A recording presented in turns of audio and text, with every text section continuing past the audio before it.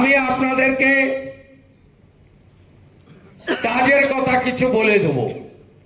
আমি যখন মণ্ডলে চা চক্রে যাব তখন আপনাদেরকে লোকসভা নির্বাচনের সময় থেকে কি চক্রান্তটা বিজেপির মধ্যে থেকে বিজেপিকে হারানোর জন্য করা হয়েছে, এখানে আমার কাছ থেকে আপনারা গল্প নয় সত্য কথা শুনবেন।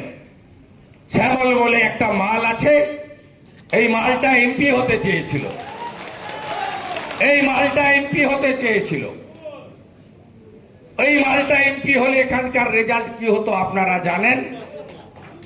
অতএব স্বাভাবিকভাবে আমি যখন 5টা মণ্ডলে চা চক্রে যাব তখন আমি আপনাদেরকে চা খেতে খেতে গল্প করব। আমি কিছু কাজের কথা বলি।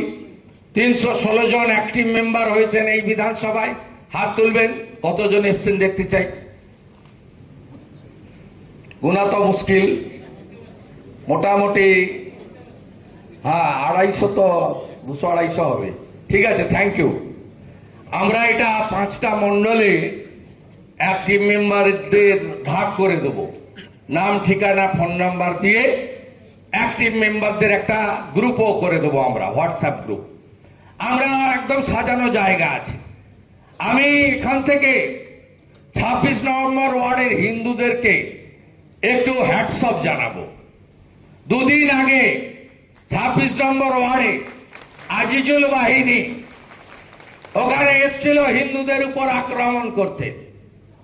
হিন্দুরা যেভাবে তাকত দেখিয়েছে, আমি 26 নম্বর ওয়ার্ডের জন্য সবাইকে হাততালি দিতে বলবো। জয় জয় শ্রীরাম, জয় জয় শ্রীরাম। হলদিয়ার হিন্দু, হলদিয়ার হিন্দু। আপনাদের বড় করে রামনবমী এবারে করতে হবে। হয় একটা তো বেরিয়ে গেছে চৈতন্যপুর রামপুর, সকালে তো নাকি সোমনাথ। আমাদের বিকালে গিরিশ মোড়ে জমায়েত রামনবমীতে। রামনবমী উৎসব কমিটি করবে, এটা পার্টি করে না, তা আমাদের অংশগ্রহণ করতে হবে। আর গোটা হলদিয়া রামনবমীর আগে ধ্বজে ধ্বজময় করে দিতে হবে, গেরুয়া ধ্বজে। রাজি তো সব হিন্দুরা? রাজি? তারপর দেখাবেন তো।